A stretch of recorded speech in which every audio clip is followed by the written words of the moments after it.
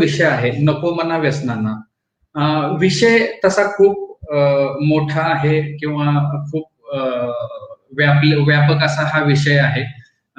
खरं तर ह्या 1 तासामध्ये हे सर्व कव्हर करणं हे शक्य नाहीये. तरी पण मी काही गोष्टी घेतलेल्या आहेत ज्या आपल्याला या 1 तासामध्ये कव्हर केल्या तर आपल्या सर्वांना नक्कीच त्या गोष्टीची मदत होईल किंवा जे व्यसनाधीन आहेत किंवा ज्यांच्या घरी कोणी व्यसनाधीन व्यक्ती आहे किंवा आपलं मूल जर व्यसनाधीन होतंय अशी शंका वाटत असेल तर या सर्वांना मदत करता येईल किंवा या सर्वांना काहीतरी त्याच्याबद्दल माहिती देता येईल या हिशोबाने मी जास्तीत जास्त ते कव्हर करायचा प्रयत्न केलेला आहे.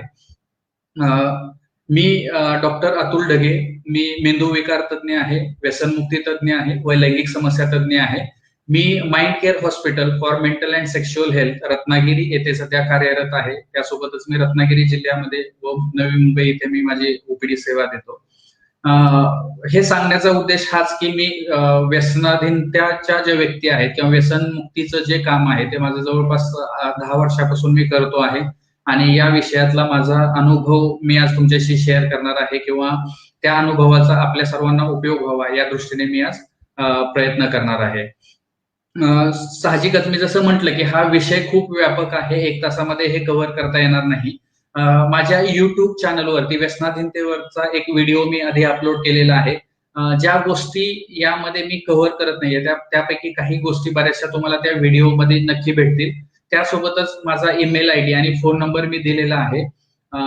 जागर मनोआरोग्याचा या कार्यक्रमांतर्गत मी बऱ्याचशा अवेअरनेसच्या गोष्टी करतो. तर जर आपल्याला काही क्वेश्चन असेल तर आपण या ईमेलवरती किंवा या नंबरवरती शेअर करू शकता किंवा या कार्यक्रमाच्या एंडलाही आपले काही जर स्पेसिफिक क्वेश्चन्स असतील आणि जे या सेमिनारमध्ये किंवा या वेबिनारमध्ये कव्हर झालेले नाहीयेत आणि तरीही तुम्हाला शेवटी काही क्वेश्चन पडलेला आहे तर तो तुम्ही आपल्या चॅट बॉक्समध्ये टाईप करू शकता आणि त्याचं उत्तर नक्कीच मी द्यायचा प्रयत्न करेन. तर हे जे आहे नको म्हणा व्यसनाधीनतेला म्हणजे आपल्याला काय आहे की व्यसनाधीन होऊ नये म्हणून व्यक्तीने काय करावे, ज्या व्यक्ती व्यसनाधीन आहेत त्यांनी काय करावं आणि ज्या व्यक्तीच्या घरी कुणी व्यसनाधीन व्यक्ती असेल आणि त्यांना त्याच्यातून मुक्त करायचं असेल तर त्यांनी काय करायला पाहिजे या गोष्टीसाठी मी यामध्ये प्रयत्न करतो आहे. मी मुख्यतः 2 गोष्टीवरती याच्यामध्ये उल्लेख केलेला आहे कारण व्यसनाधीन व्यक्ती खूप चान्स कमी आहे की त्या स्वतःहून हा कार्यक्रम बघतील. जास्त शक्यता आहे त्या व्यक्तींची ज्यांच्या घरी कोणीतरी व्यसनाधीन व्यक्ती आहे आणि त्यांना मदत करायची आहे, त्या व्यक्तीला व्यसनाधीनतेमधून बाहेर काढायचं आहे, अशाच व्यक्ती जास्त हा कार्यक्रम कदाचित बघतील असं मला वाटतंय. काही व्यक्ती अशाही असतील ज्यांना स्वतः व्यसनाधीन आहेत आणि त्यांना बाहेर पडायचं आहे. त्यामुळे माझा मॅक्झिमम फोकस जो आहे तो अशासाठी आहे की जे व्यक्तींच्या घरी व्यसनाधीन व्यक्ती आहे आणि त्यांना त्याच्यातून बाहेर काढायचं आहे किंवा ज्यांचं मूल असं वाटतं की आता व्यसनाधीन होतंय की काय किंवा व्यसनाधीन झालं आहे तर मी काय करावं किंवा ते कसं ओळखावं, तर त्या 2 गोष्टींचं टार्गेट ठेवून मी हे माझं जे व्याख्यान आहे ते बनवलेलं आहे. सर्वात पहिले आपण हे समजून घ्यायला हवं की व्यसनाधीनता म्हणजे नेमकं काय. तर आपल्याला व्यसन आणि व्यसनाधीनता याच्यामध्ये फरक करता येणं गरजेचं आहे. एक असतो तो म्हणजे वापर, दुसरा असतो व्यसन आणि तिसरा असतं म्हणजे व्यसनाधीनता. तर हे नेमकं काय आहे ते आपण पुढे पाहूयातच. पण एक सर्वसाधारण जी व्याख्या आहे त्याच्यामध्ये आपण असं म्हणू शकतो की एखाद्या गोष्टीचा अतिवापर करणं आणि अतिवापरासोबतच त्याचा अनिवार्य करावा लागणारा वापर. अनिवार्य म्हणजे काय तर तिथे त्या व्यक्तीच्या हातामध्ये राहत नाही की मी ते घ्यावं की नको घ्यावं. ते अशा स्टेजला पोहोचतात की त्यांना ते घ्यावंच लागतं किंवा ते करावंच लागतं आणि ते जर नाही केलं तर मग मात्र त्यांना शारीरिक किंवा मानसिक त्रास व्हायला लागतो आणि त्याच्यामुळे ते ह्या व्यसनातून बाहेर पडू शकत नाही किंवा त्याच्यातून ते मुक्त होऊ शकत नाही. याच्यामध्ये आपल्याला माहितच असेल की काही पारंपरिक पदार्थ आहेत ज्याचं व्यसन व्यक्ती करते. दारू आहे, चरस आहे, गांजा आहे, भांग आहे किंवा हिरोईन, मॉर्फिन, कोडीन अशा प्रकारचे ड्रग्ज आहेत, एमडीएमए, एक्सटसी अशा ड्रग्ज आहेत. झोपेच्या गोळ्या आहेत ज्या बऱ्याच वेळी ओव्हर द काउंटर लोक घेतात किंवा त्यांना त्याचं व्यसन होतं किंवा जनरल प्रॅक्टिशनर्स कडून ते घेतात किंवा काही शहरामध्ये किंवा झोपडपट्ट्यामध्ये, शहरातील झोपडपट्ट्यामध्ये किंवा इतरही ठिकाणी सॉल्व्हंट्स नावाचा जो प्रकार असतो की फेविकॉल असेल किंवा अजून ज्याच्यामध्ये अल्कोहोल किंवा सॉल्व्हंट्सचा घटक असतो तो ते इनहेल करायचा वगैरे प्रयत्न करतात आणि अशा प्रकारे ते ह्या व्यसनाच्या नादी लागू शकतात. आता काही मॉडर्न ऍडिक्शन्स येत आहेत. त्यातलं सर्वात महत्वाचं जे आहे ते म्हणजे इंटरनेट आहे, सोशल मीडिया आहे किंवा पॉर्नोग्राफी ऍडिक्शन आहे, व्हिडिओ गेम्स आहे आणि आजकाल नवीन जे आहे व्हॉट्सअपवरती किंवा इतर कुठल्याही चॅट याच्यावरती सेक्स्टिंग करणं किंवा सेक्शुअल टेक्स्ट मेसेजेसच्या आहारी जाणं किंवा त्याचं व्यसन लागणं, हे काही मॉडर्न व्यसन आहेत जे आपण युजली आपण व्यसन म्हटलं की काहीतरी दारू, चरस, गांजा, भांग या अशा गोष्टी लक्षात येतात. परंतु आता ह्या नवीन गोष्टी आपल्या समोर येत आहेत. इव्हन सेक्शुअल ऍडिक्शन हे सुद्धा नवीन टर्मिनॉलॉजी आता येत आहे आणि अशा वेगवेगळ्या ज्या मॉडर्न किंवा नवीन ऍडिक्शन्स म्हणूयात आपण किंवा व्यसन म्हणूयात किंवा व्यसनाधीनतेचा आजार हे आता आपल्याला समजत आहे. आताच मी जे तुम्हाला म्हटलं की वापर, व्यसन आणि व्यसनाधीनता हे 3 टप्पे आहेत किंवा हे एक नॉर्मली आपण ह्या 3 टप्प्यामध्ये त्या गोष्टीला डिवाइड करू शकतो. वापर म्हणजे किंवा यूज म्हणजे काय, तर एखादी व्यक्ती कधीतरी रिक्रिएशनसाठी म्हणा किंवा ट्राय म्हणून म्हणा किंवा इतर काही गोष्टीसाठी चेंज म्हणून म्हणा, तर अशा गोष्टीचा वापर करू शकते. दारू, तंबाखू, सिगारेट ह्या युजली गोष्टी सुरुवात इथूनच होते की ती व्यक्ती मजा म्हणून किंवा मित्र म्हणतोय म्हणून किंवा त्या ग्रुपमध्ये फिट होण्यासाठी म्हणून किंवा एक ट्राय म्हणून किंवा कधी टेन्शन म्हणून ही गोष्ट कधी कधी वापरायला चालू करते. परंतु तिथून मात्र त्याचं व्यसन त्यांना लागतं, ती व्यक्ती त्याचा अब्यूज करायला लागते. त्याचा वाईट परिणाम आपल्या शरीरावरती, आपल्या मनावरती, आपल्या कामावरती होतोय हेही त्यांना कळत असतं, पण तरी पण ते ती गोष्ट थांबवू शकत नाहीत किंवा ते हे माहीत असूनही त्या व्यसनाचा किंवा त्या वस्तूचा ते त्या पदार्थाचा ते वापर करतात. इतर गोष्टीवरती त्याचा परिणाम होतो किंवा वेळ त्यांचा त्या गोष्टीमध्ये जातो आणि सगळ्यात महत्वाचं म्हणजे त्यासाठी ते बहाणे शोधू लागतात. म्हणजे नाही घेतलं तर त्यांना काही त्रास होत नाही, परंतु ती घ्यायची तलफ त्यांच्या मनामध्ये खूप असते आणि त्यासाठी मग ते वेगवेगळी कारणं शोधू लागतात. भारत जिंकला तरी त्यांना दारू घ्यावीशी वाटते आणि भारत हारला तरी त्यांना दारू घ्यावीशी वाटते किंवा काहीही गोष्टी म्हणजे परिणाम काही असो, त्यांचं अल्टिमेट एम जे असतं ते म्हणजे त्यासाठी बहाणे ते शोधतात. इथे ही त्यांची इच्छा असते किंवा वॉन्ट असते किंवा त्यांना ते हवं असतं. परंतु शेवटचा जो टप्पा आहे तो म्हणजे ऍडिक्शन, ज्याला आपण व्यसनाधीनता असं म्हणतो. म्हणजेच हा व्यसनांचा आजार किंवा व्यसनाच्या अधीन होणे. अधीन होणे म्हणजे काय, तर तिथे ते डिपेंडन्स येतो. शारीरिक शरीर त्यांचं त्या गोष्टीवरती अवलंबून राहतं, मन किंवा मानसिकता त्यांची त्या गोष्टीवरती अवलंबून राहते, ज्याला फिजिकल डिपेंडन्स आणि सायकोलॉजिकल डिपेंडन्स असं आपण म्हणतो. तर ही जी व्यक्ती आहे त्या व्यक्तींना टॉलरन्स त्यामध्ये निर्माण होतो की जिथे त्यांना एका ठराविक लेवलमध्ये किंवा एका ठराविक अमाऊंटमध्ये ते घेतल्यानंतर त्यांना तलफ भेटायची किंवा त्यांना बरं वाटायचं, ते आता कमी होतं आणि त्याच्यामध्ये त्यांना जास्त प्रमाणामध्ये ते घ्यावं लागतं. म्हणजे त्यांचं प्रमाण वाढत जातं. हवा तेवढा परिणाम मिळवण्यासाठी त्यांचं ते प्रमाण वाढत जातं आणि मग त्याचा वाईट परिणाम त्यांच्या शरीरावरती होऊ लागतो. जर समजा त्यांना तो पदार्थ मिळाला नाही तर त्यांच्या शरीरामध्ये काही बदल होतात. फॉर एक्झाम्पल हात थरथर कापणं, जीभ भूक न लागणं, झोप न लागणं, अशा प्रकारचे परिणाम त्यांच्या शरीरावरती होतात. हे दारूमध्ये होतं. तर जे हिरोईन आहे किंवा अजून काही कोकेन आहे, तर अशामध्ये किंवा अजून काही ड्रग्ज आहे त्याच्यामध्ये नाकातून पाणी येणे, उलटी होणे किंवा अजून डायरिया होणे, अशा प्रकारचे परिणाम त्यांच्या शरीरावरती व्हायला लागतात. त्याला आपण विड्रॉल सिम्पटम्स असं म्हणतो. विड्रॉल सिम्पटम्स म्हणजे ज्यावेळी तो पदार्थ शरीरामध्ये जायचा बंद होतो त्यावेळी त्यांच्या शरीरावरती होणारा परिणाम. त्यासोबतच मानसिक जे आपण म्हटलं की सायकोलॉजिकल टॉलरन्स, त्याच्यामध्ये त्यांना खूप क्रेविंग होते की आता मला तो पदार्थ पाहिजे.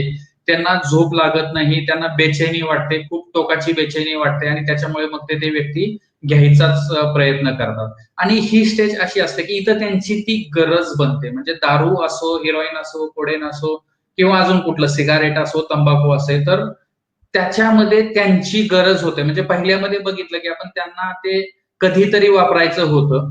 दुसऱ्या स्टेजमध्ये अब्यूज मध्ये किंवा व्यसनामध्ये त्यांना ते हवंसं वाटतं आणि म्हणून ते सारखं सारखं वापरतात. इथं तिसऱ्या स्टेजमध्ये मात्र त्या व्यसनाला अधीन झालेले असतात. त्याच्यामध्ये ते एवढे गुरफटलेले असतात की त्यांना ती त्यांची गरज बनते. ते नाही घेतलं तर त्यांना त्रास होतो आणि तो त्रास होतो म्हणून ते बंद करू शकत नाही. त्यांची कितीही इच्छा असली, त्यांना कितीही ते सोडावंसं वाटलं तरी ते त्रास होत असल्यामुळे ते सोडू शकत नाहीत किंवा सोडता येत नाही. सगळ्यात महत्वाचा आपल्याला प्रश्न हा विचारणं गरजेचं आहे की लोक व्यसन का करतात. व्यसन का करतात म्हणण्यापेक्षा आपण व्यसनाधीन का होतात किंवा हा आजार व्यसनांचा आजार किंवा व्यसनाधीनता हा आजार त्या लोकांना का होतो हे आपण समजून घेणं महत्वाचं आहे. हे समजून घेणं का महत्वाचं आहे? कारण आपल्याला असं वाटतं की ती व्यक्ती मुद्दामहून व्यसन करते, आपण कितीही सांगतोय तरी ती व्यसन करते, असं नसतं. बऱ्याच वेळी हा आजार असतो आणि तो हा आजार आहे हे जर आपल्याला समजलं तर आपण अधिक सहानुभूतीने किंवा अधिक चांगल्या प्रकारे आपण त्या व्यक्तीला त्या व्यसनातून मुक्त करण्यासाठी मदत करू शकतो. नसेल तर आपण असे प्रकार करतो की जो त्या व्यक्तीला पनिशमेंट ठरेल किंवा त्याला त्रास होईल किंवा तो त्याच्याकडे आपण करायचे काही वेळा दुर्लक्षही करतो की तो मुद्दाम करतो म्हणून दुर्लक्षही करतो. जर आपण हा व्यसनाधीनता हा आजार आहे हे जर आपण समजून घेतलं तर आपण चांगल्या प्रकारे त्यांना सपोर्ट करू शकू, आधार देऊ शकू आणि याच्यातून बाहेर काढण्यासाठी अजून चांगल्या प्रकारे त्यांना आपण मदत करू शकू, त्यांना समजून घेऊ शकू. तर हा व्यसनाधीनतेचा आधार का होतो? तर याच्यामध्ये 3 गोष्टी खूप महत्वाच्या आहेत. एक आहे म्हणजे जैविक, दुसरं आहे मानसिक आणि तिसरं आहे सामाजिक. जैविक म्हणजे काय? तर ह्याच्यामध्ये अनुवांशिक घटक काही असतात. अनुवांशिक म्हणजे काय? जर त्या व्यक्तीच्या घरी त्याचे वडील, त्याचे चुलते किंवा आजोबा किंवा भाऊ इतर कोणी जर व्यसन करत असेल तर त्या व्यक्तीमध्ये व्यसनाधीनता होण्याची शक्यता जास्त असते. या उलटच एखाद्या घरात जर कुणीही व्यसन करत नसेल तर त्या घरामध्ये व्यसनाधीन किंवा व्यसन करण्याची शक्यता खूप कमी राहते. दुसरी जी गोष्ट आहे याच्यामध्ये ब्रेनमध्ये आपल्या काही सिस्टीम आहे ज्याला आपण रिवॉर्ड सिस्टीम असं म्हणतो. म्हणजे दारू घेतल्यानंतर जी किक बसते किंवा कुठलाही पदार्थ घेतल्यानंतर जी किक बसते त्याच्यामध्ये डोपामिन रिलीज होणं, रिवॉर्ड सेंटरमध्ये डोपामिन रिलीज होणं आणि त्याच्यामुळे ती किक बसणं किंवा त्यांना ते चांगलं वाटणं, हाय भेटणं ही गोष्ट होते. आणि ती गोष्ट त्यांना चांगली वाटल्यामुळे ते परत असा सिग्नल देतं की ही त्यांना हवी आहे आणि हे जर रिसेप्टर्स जास्त चांगल्या प्रकारे काम करत असतील तर ते त्याच्यामध्ये जास्त व्यसन होण्याची शक्यता जास्त राहते.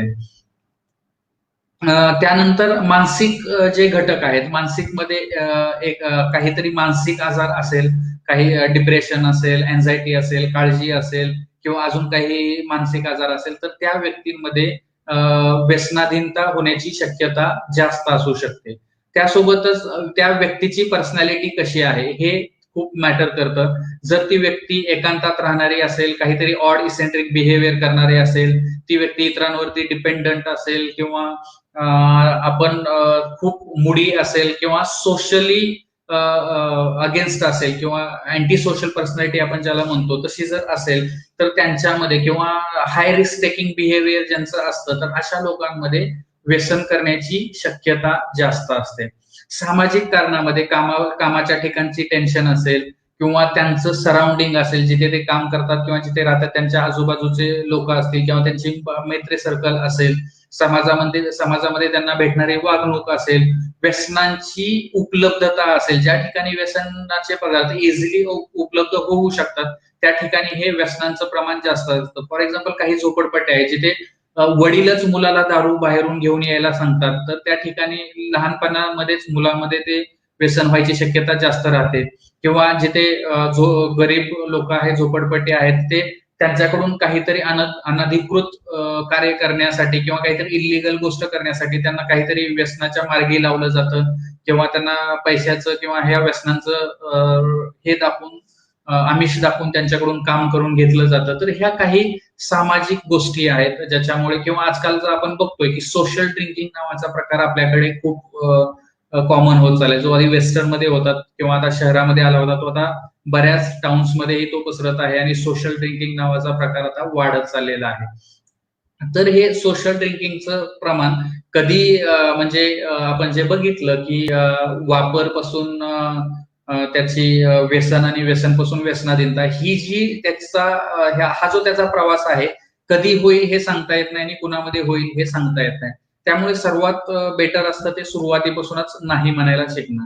इथे आपण थोडक्यात बघूयात की मुलं व्यसन का करतात. आपण एक जनरल व्ह्यू आपण घेतला की लोक व्यसन का करतात. इथे आपण मुलांबद्दल थोडंसं बघूया किंवा सुरुवातच ह्या वयामध्ये मोस्ट ऑफ द लोकांमध्ये होते तर आपण हे बघूयात की नेमकं का होतं. एक जसं सांगितलं की अनुवंशिक ही गोष्ट याच्यामध्ये खूप महत्वाची असते. शारीरिक, मानसिक किंवा लैंगिक छळ जर त्या व्यक्तीचा झालेला असेल तर त्यांच्यामध्ये व्यसन करण्याची शक्यता जास्त असू शकते. ज्या व्यक्तींना मानसिक आघाताला लहानपणी सामोरं जावं लागलं, फॉर एक्झाम्पल सिंगल पॅरेंट असतील, पॅरेंट मधील काही भांडणं होत असतील किंवा अजून कोणी घरातलं त्यांचा छळ करत असेल किंवा काहीतरी मोठं ऍक्सिडेंट झाला असेल, काहीतरी मोठा मानसिक आघात झाला असेल, तर त्याच्यामुळे ती व्यक्ती किंवा ते मूल व्यसनाच्या आहारी जाऊ शकतं. एक महत्वाचं कारण आहे ते म्हणजे एकटेपणा. जर ती व्यक्ती एकटेपणा तिला वाटत असेल, आपल्याला शेअर करायला कुणी नाही किंवा त्यांना तो बोर्डम छळत असेल किंवा बऱ्याच वेळी इन्फेरियोरिटी कॉम्प्लेक्स जर असेल, तर ते मूल इन्फेरियोरिटी कॉम्प्लेक्समुळे व्यसन करण्याचं प्रमाण त्यांच्यामध्ये येऊ शकतं. कारण इन्फेरियोरिटी जिथे असते तिथे आपण काहीतरी सुपिरियर करतोय हे जे फिलिंग आहे त्यांना ते दारू पिल्यामुळे येऊ शकतो, की दारू पितोय म्हणजे मी काहीतरी मोठं करतोय, मी काहीतरी सुपिरियर गोष्ट करतोय असं त्यांना वाटू शकतं आणि त्याच्यामुळे ते दारूचा सहारा घेऊ शकतात. जनरली जी मुलं चालू करतात, तर मोस्ट ऑफ द मुलांमध्ये पिअर प्रेशर हा खूप महत्वाचा घटक आहे.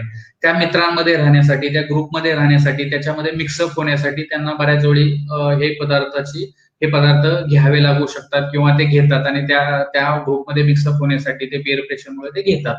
बऱ्याच मुलांना हे नवीन काहीतरी आहे किंवा नाविन्य म्हणून किंवा एक प्रयोग म्हणून किंवा चला बघूयात, वापर करून बघूयात किंवा घेऊन बघूयात नेमकं कसं होतं, कसं असतं किंवा मुलं त्यांना त्याच्यामध्ये फोर्स करतात की एकदा घेऊन तरी बघ. तर त्याच्यामुळे ती मुलं सुरुवातीला याच्या आहारी जातात.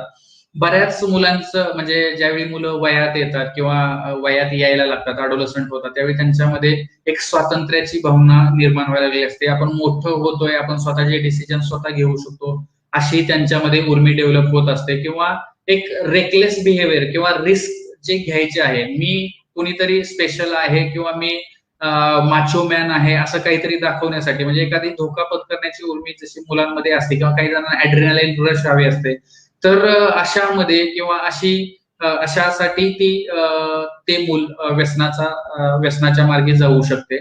त्या ती व्यसन केल्यानंतर किंवा ती गोष्ट घेतल्यानंतर जी त्यांना ऍड्रिनालिन रश भेटते किंवा ती भावनिक स्थिती असते किंवा मानसिक स्थिती असते, ती त्यांना खूप चांगली वाटते. मी जसं म्हटलं की रिवॉर्ड सेंटर याच्यामध्ये काम करत असताना ते रिवॉर्ड सेंटर चांगलेपणाची भावना दिली, किक दिली की मग ते परत हवं असं त्या व्यक्तीला वाटू शकतं आणि मग त्याच्यात ते वागू शकतात. जी मुलं इम्पल्सिव्ह असतात, पटकन डिसिजन घेतात किंवा त्यांच्यामध्ये पेशन्स नसतो, ते वाट बघू शकत नाहीत किंवा ज्यांच्यामध्ये लो फ्रस्ट्रेशन टॉलरन्स असतो, लगेचच चिडचिड करणारी मुलं, लगेचच रागीट होणारी मुलं किंवा पुअर कोपिंग स्किल्स असणारी मुलं, म्हणजे एखादा स्ट्रेस आला, तणाव आला तर त्याला हँडल कसं करावं, एखादा प्रॉब्लेम जर क्रिएट झाला तर तो कसा हँडल करावा हे ज्या मुलांना समजत नाही, ती मुलं व्यसनांच्या आहारी जाण्याची शक्यता किंवा व्यसनाधीन होण्याची शक्यता जास्त असू शकते. इथे मी जसं म्हटलं की आपण याच्या पुढचा जो टॉक आहे तो मोस्टली जी व्यसनाधीन ज्यांच्या घरी कुणीतरी व्यसनाधीन व्यक्ती आहे आणि त्यांना आपल्या त्या व्यक्तीचं व्यसन सोडायचं आहे, अशा लोकांसाठी मी जास्त हे टार्गेट केलेलं आहे. तर त्यांना मदत जर करायची असेल तर आपल्याला ह्या गोष्टी काही ज्या आहेत त्या समजून घ्याव्या लागणार आहेत. मी जसं पहिलं सुरुवातीला म्हटलं की आधी हे आपल्याला समजून घ्यायला हवं की व्यसनाधीनता हा एक आजार आहे. कारण बऱ्याच वेळी आपण त्या व्यक्तीला ब्लेम करतो, त्याला तो कारण देतोय, तो घेतोय, असं आपण ते कुठल्या एका टोकाला जरी खरं असलं तरी हा व्यसनाधीनता मुळात हा आजार आहे हे आपण समजून घ्यायला हवं. आणि जसं इतर आजारासाठी उपचार करणं गरजेचं असतं, तसंच व्यसनाधीनतेचा उपचार करणं ही गरजेचं असतं. ऍटलिस्ट 95% मध्ये तरी ते गरजेचं असतं. फार क्वचितच अशी लोक असतात, 1 to 5% लोक आपण म्हणूयात, की जी स्वतःहून स्वतःच्या मोटिवेशन वरती हे व्यसन बंद करू शकतात किंवा सोडू शकतात, परंतु मोस्ट ऑफ द लोकांमध्ये ते शक्य होऊ नाही शकत. तर हे समजून घेतल्यानंतर, एकदा आपण समजून घेतलं की हा व्यसन हा आजार आहे किंवा व्यसनाधीनता हा आजार आहे, तर पुढची जी पायरी आहे, तर मग हा आजार असेल तर त्याचं कारण तर आपण बघितली. आता त्याचा उपचार काय असतो आणि कसा असतो हे समजून घेणं खूप गरजेचं आहे. त्यासोबतच एक महत्वाची गोष्ट आहे ती म्हणजे त्यांना इतर काही मानसिक आजार आहे का. मी जसं म्हटलं की बऱ्याच वेळी अशी लोक डिप्रेशन मध्ये असण्याची किंवा काहीतरी काळजीचा आजार असण्याची किंवा इतर काहीतरी मानसिक त्रास असण्याची, मानसिक ताणतणाव असण्याची शक्यता जास्त असते आणि त्यामुळे ती व्यक्ती व्यसनाच्या आहारी जाऊ शकते. तर असं जर काही असेल, याला आम्ही आमच्या भाषेमध्ये ड्युअल डायग्नोसिस असं म्हणतो. ड्युअल म्हणजे दोन, म्हणजे व्यसनाधीनता पण आणि मानसिक आजार पण, असं जर डायग्नोसिस असेल तर अशा वेळी लोकांना फक्त दारूपासून सोडवणं शक्य होतच नाही. अशा वेळी जी प्रायमरी कंडिशन आहे, त्यांची डिप्रेशनचा आजार असेल, अँझायटीचा आजार असेल, तर त्याचा उपचार करणं हे आधी प्राथमिक त्याला प्राधान्य देणं गरजेचं असतं. त्याचा उपचार होणं आधी महत्वाचं असतं. ती गोष्ट सॉल्व्ह झाली की मग सायमल्टेनियसली आपण ह्या गोष्टीचा उपचार खूप चांगल्या पद्धतीने करू शकतो.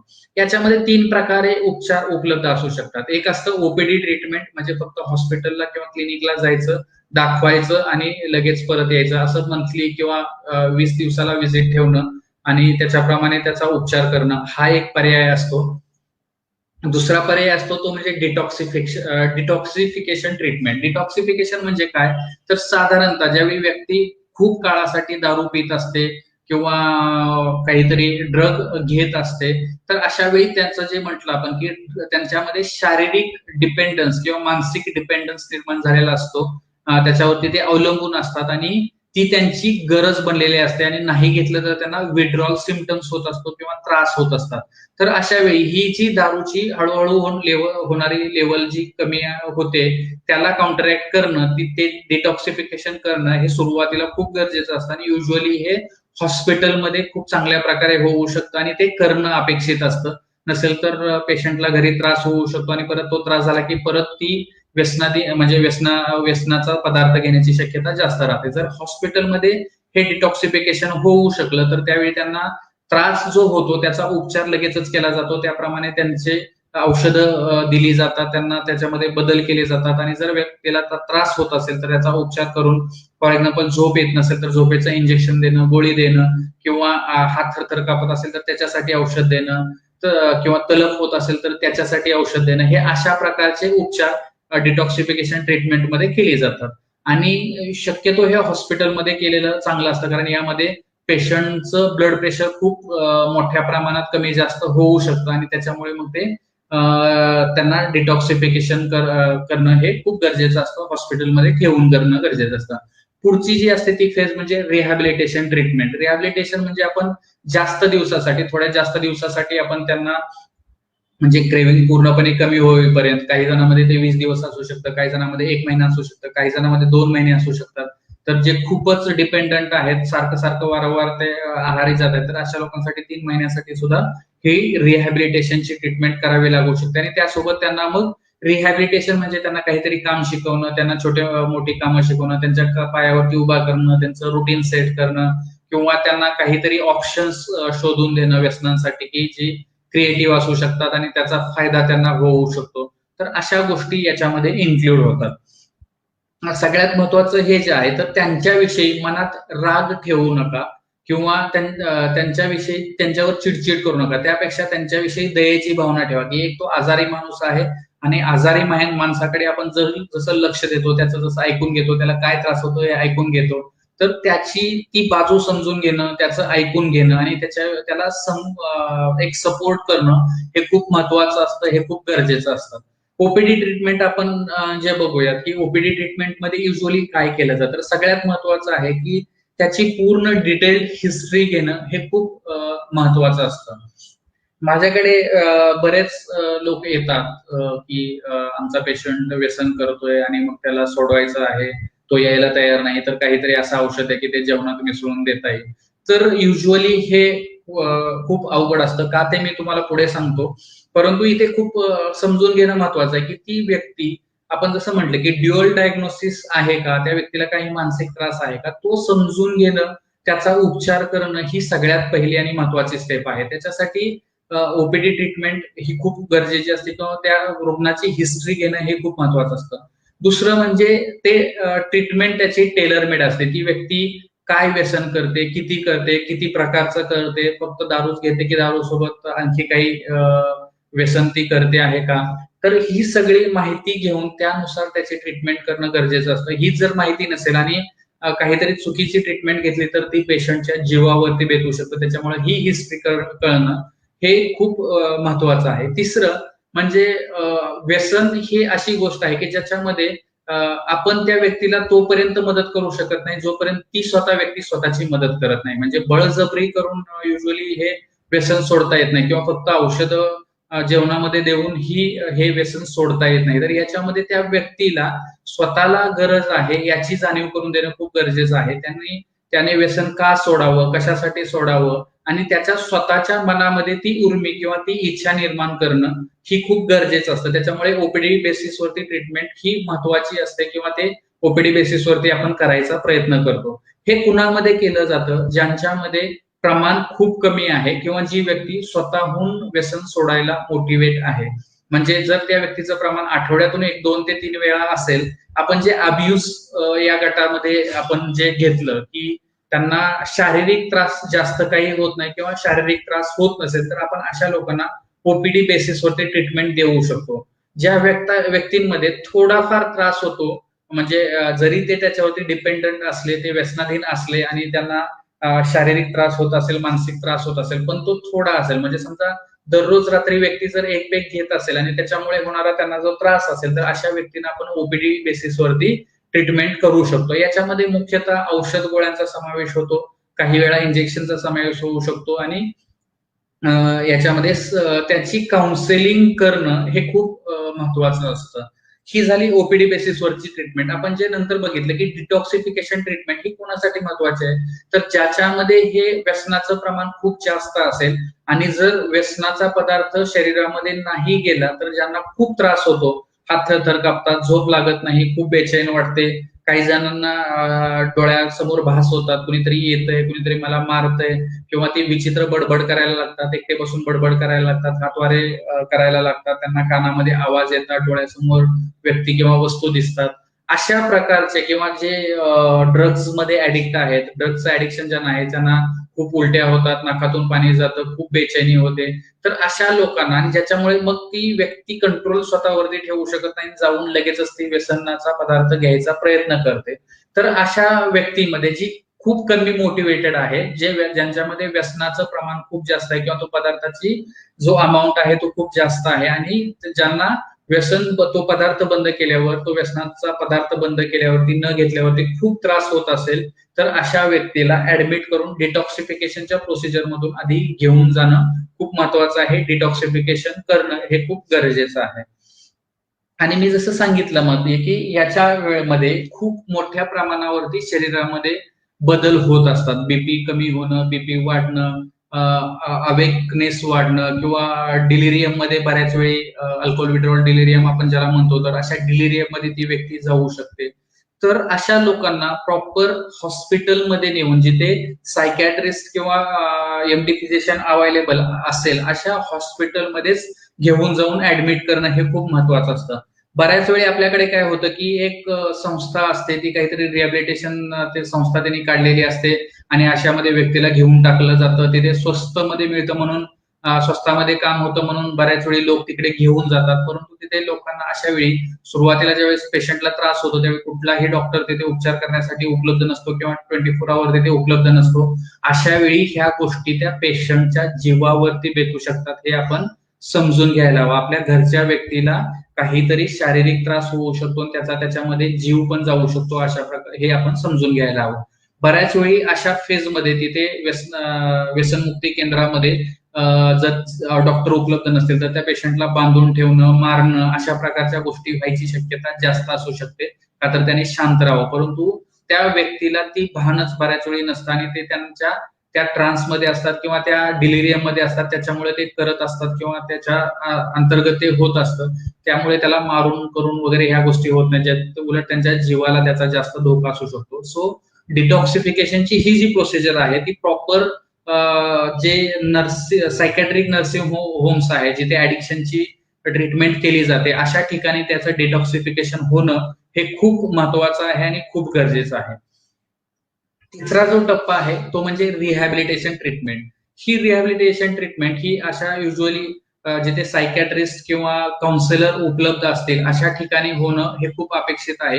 कारण या व्यक्तींना वारंवार मोटिवेट करणं, वारंवार त्या दारूचे झालेले परिणाम त्यांना दाखवून देणं, आणि ते मेडिकल पर्सन जर असेल तो दाखवून देणारा परिणाम, तर त्याचा इफेक्ट जास्त राहतो. रादर दॅन एक कुणीतरी साधा माणूस आहे आणि तो फक्त असंच त्याला काहीतरी सांगतो आहे. तर प्रॉपर हॉस्पिटलमध्ये किंवा सायकॅट्रिक नर्सिंग होम कम रिहॅबिलिटेशन सेंटरमध्ये याची अशा गोष्टींची ट्रीटमेंट होणं हे जास्त बेटर असतं किंवा अपेक्षित असतं. सो होणारा खर्च जरी जास्त असेल तरी त्याचे रिझल्ट ही चांगल्या प्रकारे आपल्याला भेटण्याची शक्यता जास्त राहते. याच्यामध्ये आपण जे म्हटलं की एकतर त्यांची काउन्सिलिंग होणं खूप महत्वाचं असतं, ग्रुप थेरपी आपण त्यांना देतो किंवा त्याच्यानंतर अल्कोहोल अनोनिमसच्या मीटिंग आपण त्यांना अटेंड करायला लावू शकतो किंवा त्या केल्या जाऊ शकतात आणि त्याचं पुढे काय म्हणजे बऱ्याच वेळी असं असतं की जी अल्कोहोल घेणारी व्यक्ती आहे किंवा व्यसनाधीन व्यक्ती आहे ती स्वतः काम करत नसते, व्यसनामध्ये त्यांचं काम निघून गेलेलं असतं किंवा त्याच्यामुळे त्यांच्या कामावरती परिणाम झालेला असतो किंवा एक काहीतरी मिनिंगफुल ऍक्टिव्हिटी करायला त्यांच्याकडे नसते ज्याच्यामुळे ते दारूकडे वळलेले असतात. तर समाजामध्ये ते नसून एकांतात असतात. तर अशा वेळी आपण जर त्यांना एखादं काम शिकवलं किंवा एखादं स्वतःच्या पायावरती उभं राहण्यासाठी त्यांना मदत केली तर डेफिनेटली मग त्यांना त्यांच्या जीवनाला अर्थ भेटू शकतो. ते करण्यासाठी ते समाजात जाऊ शकतात. तो एकांत पण त्यांचा निघून जाऊ शकतो, एकटेपणा निघून जाऊ शकतो आणि त्याच्यामुळे रुग्ण जो आहे किंवा तो व्यसनाधीन व्यक्ती जे आहे त्याच्यातून बाहेर येण्याची शक्यता जास्त राहते. आणि सगळ्यात महत्त्वाचं यामध्ये बघ आपण बऱ्याच वेळी पेशंटचे क्रेविंग कमी व्हावी यासाठी आपण गोळ्या देतो. पेशंटच्या शरीरावरती झालेला जो परिणाम आहे तो परिणाम भरून काढण्यासाठी आपण गोळ्या वापरतो किंवा बऱ्याच वेळी जर व्यक्ती ती स्वतः तयार नसेल तर त्यांना पूर्ण कल्पना देऊन डिस्चार्ज करताना आपण त्यांना अशा प्रकारच्या गोळ्या चालू करू शकतो ज्याच्यामुळे दारू पिल्यानंतर उलटी होऊ शकते किंवा मळमळ होऊ शकते. त्याच्याबद्दल आपण थोडंसं समजून घेणं गरजेचं आहे. मी जसं म्हटलं की बऱ्याच वेळी पेशंटचे रिलेटिव्ह मला फोन करतात की तो यायला तयार नाही, अशा काही गोळ्या देतात का की गोळ्या जेवणात मिसळून देता येते. तर बऱ्याच ठिकाणी असे जे काही भोंदू डॉक्टर म्हणेन किंवा काही केअरलेस डॉक्टर म्हणेन किंवा त्याच्यापेक्षाही जास्त जे आहे कुठल्या तरी एखाद्या मंदिरामध्ये मिळणारी पुडी, एखाद्या ठिकाणी कुठेतरी वैदूकडे मिळणारी पुडी याच्यामध्ये असे औषध दिले जाण्याची शक्यता जास्त असते. ते काय आहे हे आपण समजून घ्यायला हवं. या औषधाला आपण डायसल्फिराम असं म्हणतो. त्याच्यामध्ये डायसल्फिराम हा कंटेंट असतो आणि ही युजली रिॲक्शन आणणारी गोळी असते. म्हणजे जर तुमच्या शरीरामध्ये दारू असेल आणि अशा वेळी तर ती गोळी असेल आणि किंवा दारू असेल त्याच्यावरून तुम्ही गोळी घेतली किंवा गोळी घेतलेली असेल आणि त्याच्यामध्ये वरून तुम्ही दारू घेतली तर त्या दारूचं पुढचं प्रोसेसिंग होत नाही आणि त्याच्यामधून एक टॉक्सिक घटक मधला जो मेटाबोलाइट असतो तो तयार होतो आणि तो पूर्ण शरीरात पसरतो, रक्तात पसरतो आणि त्याच्यामुळे आपल्या शरीरावरती किंवा त्या व्यक्तीच्या शरीरावरती त्याचे खूप वाईट परिणाम होतात. त्यांना उलटी व्हायला लागते, मळमळ व्हायला लागते, अंगावरती खाज सुटते, पुरळ येतात, त्यांचा बीपी खूप मोठ्या प्रमाणामध्ये कमी जास्त होतो, त्यांना खूप बेचैन वाटायला लागतं, त्यांना आपल्या जीवाला धोका आहे असं वाटायला लागू शकतं. आणि त्यामुळे ही जी भीती त्यांच्या मनात होते की जेव्हा ती व्यक्ती दारू पिईल त्यावेळी त्यांना अशा प्रकारे त्रास होतो आणि म्हणून ती व्यक्ती परत दारू प्यायचं टाळू शकते. पण बऱ्याच वेळी आपल्याला हे समजून घेणं गरजेचं आहे की हे पेशंटला न सांगता देणं हे पेशंटच्या जीवावरती बेतू शकतं. कारण तुम्ही जर समजा असे काहीतरी पावडर आणली, पुडी आणली किंवा एखादी गोळी आणली आणि ती जर पेशंटच्या जेवणात मिसळून दिली आणि पेशंटला ते माहीत नसेल, पेशंट जर जास्त प्रमाणात किंवा थोड्याही प्रमाणात तो दारू पिऊन आला आणि त्याची जर रिॲक्शन टोकाची झाली, 90% लोकांमध्ये ऍक्च्युअली 20% लोकांमध्ये त्याची रिॲक्शन खूपच माइल्ड असते किंवा काही जणांना त्याचा इफेक्ट जाणवतही नाही. 70 to 80% लोकांमध्ये त्याची माइल्ड रिॲक्शन असते, उलटी येणं, मळमळ होणं, अंगावरती खाज येणं अशा प्रकारची रिॲक्शन येते. 10% लोकांना मात्र ते खूप सिव्हिअर रिॲक्शन येऊ शकते आणि त्याच्यामध्ये पेशंटचा जीव सुद्धा जाऊ शकतो. तर अशा वेळी पेशंटला ही कल्पना देणं किंवा पेशंटला हे माहीत असणं गरजेचं असतं ज्याच्यामुळे ते होणार नाही. जर इन केस दुसरं गोष्ट जी आहे की फक्त दारूच नाही तर दारूचा कंटेंट असणारा इतर कुठलाही पदार्थ त्या व्यक्तीनं ती गोळी चालू असताना वापर न करणं हे गरजेचं असतं. फॉर एक्झाम्पल आपण डिओड्रंट वापरतो ज्याच्यामध्ये अल्कोहोलचा माइल्ड कंटेंट असतो. आपण औषध जे खोकल्याचे औषध असतो, पातळ औषध असतं त्याच्यामध्ये अल्कोहोलचं कंटेंट असतं किंवा आपण बऱ्याच वेळी चायनीज वापरतो त्याच्यामध्ये काही व्हिनेगर किंवा जे सॉस वगैरे आपण वापरतो त्याच्यामध्ये थोडंफार म्हणजे अल्कोहोल बेस्ड कंटेंट असू शकतं किंवा माइल्ड अल्कोहोलिक कंटेंट वाले जे पदार्थ आहेत तर किंवा परफ्युम्स आहेत, डिओड्रंट्स आहेत तर ज्याच्यामध्येही अल्कोहोलचा त्यांचा संबंध येईल असे पदार्थ त्यांनी वापरू नये हे त्यांना समजून सांगणं गरजेचं असतं. जर त्या व्यक्तीला माहीत नसेल आणि अशा कंडिशनमध्ये व्यक्तीने दारू पिली किंवा जर असे काही पदार्थ वापरले तर त्याची रिॲक्शन येऊन त्या व्यक्तीच्या जीवावरती भेटू शकतं. प्लस त्यांना हे कळणार, त्यांना आपण ही कल्पना ज्यावेळेस देतो त्यावेळी त्यांना हे माहित असतं की आपल्याला अशी रिॲक्शन झाली तर आपण जवळच्या डॉक्टरांना लगेचच जाऊन दाखवणं गरजेचं असतं. परंतु हे त्यांना जर तुम्ही लपून छपून औषध दिलं तर त्यांना ते लक्षात येत नाही, कळत नाही आणि त्यामुळे मग त्या व्यक्तीला आपण नेमकं करायचंय काय हेच कळत नाही किंवा त्या आजूबाजूच्या व्यक्तीला किंवा नातेवाईकालाही कळत नाही की आता नेमकं काय करायचंय. कारण ही जी पुढ्या अशा प्रकारे देतात, न सांगता देतात, ते त्यांना ह्या आजाराबद्दल किंवा ह्या औषधाबद्दल किंवा त्याच्या होणाऱ्या परिणामाबद्दल ही जास्त ज्ञान नसतं किंवा त्याचं गांभीर्य नसतं. तर शक्यतो अशी ट्रीटमेंट आपण टाळणं गरजेचं आहे. ती तशी औषधं जी आहेत ती सुद्धा प्रॉपर डॉक्टरांच्या सल्ल्याने व व्यवस्थित सल्ल्याने पेशंटच्या कन्सेंटने चालू करणं गरजेचं असतं. अशी औषधं, ही जी औषधं आहे ती आपण पेशंटला इथिकली देऊ पण शकत नाही. उद्या पेशंट त्या डॉक्टरांवरती सुद्धा अशा गोष्टीसाठी केस करू शकतो. सगळ्यात महत्वाचं जे आहे, आपण औषधाबद्दल उपचाराबद्दल समजलो, तर ज्यावेळी आपल्याला कळेल की ती एखादी व्यक्ती व्यसनाधीन झालेली आहे, तिला व्यसनाधीनचा आजार आहे, एकदा आपण समजून घेतलं, आपल्याला उपचाराचे प्रकार समजले की आपण त्या व्यक्तीला त्या व्यक्तीसोबत बसू शकतो, बोलू शकतो, त्याला हे समजावून सांगू शकतो की फक्त हे सांगणं की तू व्यसन करू नको, हे सांगण्यापेक्षा तुला व्यसनाच्या याच्यामुळे काही प्रॉब्लेम होतोय का किंवा पुढे काही प्रॉब्लेम होईल का, आपण डॉक्टरांची मदत घ्यायची का, तुला दुसरा काही त्रास आहे का, कुठल्या त्रासामुळे तो दारू पितोय का, हे जर आपण त्याच्याशी चांगल्या पद्धतीने व्यवस्थितपणे बोलायचा प्रयत्न केला तर कदाचित पेशंट मोकळेपणाने तुमच्यासोबत बोलू शकतो. तर अशा प्रकारे हा कन्व्हर्सेशन जे आहे ते चालू होणं गरजेचं आहे. त्यांना प्रश्न विचारणं, एखादी गोष्ट सांगणं किंवा सल्ला देणं की तू दारू पिऊ नको, दारूमुळे असे होईल, दारूमुळे तसं होईल, हे सांगण्यापेक्षा आपण प्रश्नार्थक त्यांना विचारणं आणि आम्ही तुला मदत करण्यासाठी इथे आहोत, तुला गरज पडली तर मदत कर, किंवा तुला जर डॉक्टरांकडे जायचं असेल तर आम्ही तुझ्या सोबत येऊ, तुला आपण डॉक्टरांकडे घेऊन जायचं का, याच्यामुळे तुला प्रॉब्लेम होतोय असं आम्हाला वाटतंय, तर आपण ते करायचं का, असे प्रश्नार्थक आपण त्यांना विचारणं गरजेचं आहे. जर समजा ती व्यक्ती, बऱ्याच वेळी होतं की ती ओपन अप होते आणि त्या व्यक्तीला कळतं की आपण हे करायला पाहिजे किंवा उपचार घ्यायला पाहिजे, तर व्यक्ती स्वतःहून उपचार घेण्यासाठी तयार होऊ शकते. बऱ्याच वेळी असं असतं की ती व्यक्ती जी आहे ती डिनायल मध्ये असते आणि त्या डिनायल मध्ये मी व्यसन करतो हे त्यांना मान्यच नसतं, किंवा आपण त्याच्या आहारी केले हे त्यांना मान्यच नसतं. मला कुठे काय प्रॉब्लेम आहे, मी वाटेल तेव्हा बंद करू शकतो, मी कितीतरी वेळा बंद केलेले, अशा प्रकारची कारणं ते आपल्याला देऊ शकतात. तर अशा वेळी आपल्याला काही स्टेप्स घेणं लक्षात घेणं गरजेचं आहे की अशा वेळी आपण त्या व्यक्तीला सांगायला हवं की तुला जेव्हा केव्हा लागेल त्यावेळी तू मदत मागू शकतोस, तुला जेव्हा केव्हा वाटेल उपचार करायचा आहे तर त्यावेळेस आम्हाला तू सांगू शकतोस, आम्ही तुझ्यासाठी नेहमी आहोत, हे त्यांना सांगा. आणि त्याच्या पुढे मात्र काही गोष्टी लक्षात ठेवा. सगळ्यात महत्वाचं आहे ते म्हणजे त्यांना व्यसनामध्ये मदत करू नका. हे व्यसनामध्ये मदत करू नका म्हणजे काय, तर एक त्यांना तो व्यसनाचा पदार्थ मिळवून देणे. म्हणजे बऱ्याच वेळी असतात की माझ्याकडे बऱ्याच वेळी अशी पेशंट्स येतात किंवा नातेवाईक येतात की ते बाहेर जातात, भरपूर पिऊन येतात, कुठेतरी दारू पिऊन पडतात, मग त्याच्यामुळे आम्ही त्यांना घरीच दररोज थोडी थोडी देतो, किंवा त्यांना सांगतो आम्ही की घरीच तुम्ही थांबा आणि थोडी थोडी देतो. तर हे अशा प्रकारे त्यांचं व्यसन कधीही सुटू शकत नाही. त्यासाठी त्यांना पैसे देणे पण टाळा. म्हणजे काही ज्या मी बघतो की स्त्रिया असतात, त्यांचे पती काहीच काम करत नसतात, ते फक्त दारू पित असतात आणि ही एकटी बिचारी काम करत असते, दिवस रात्र काम करत असते, दुसऱ्याकडे धुनी भांडी करते, त्याच्यातून पैसे कमवते आणि हा तिला आला की मारामारी करून तिच्याकडून पैसे घेतो आणि दारू पिऊन येतो.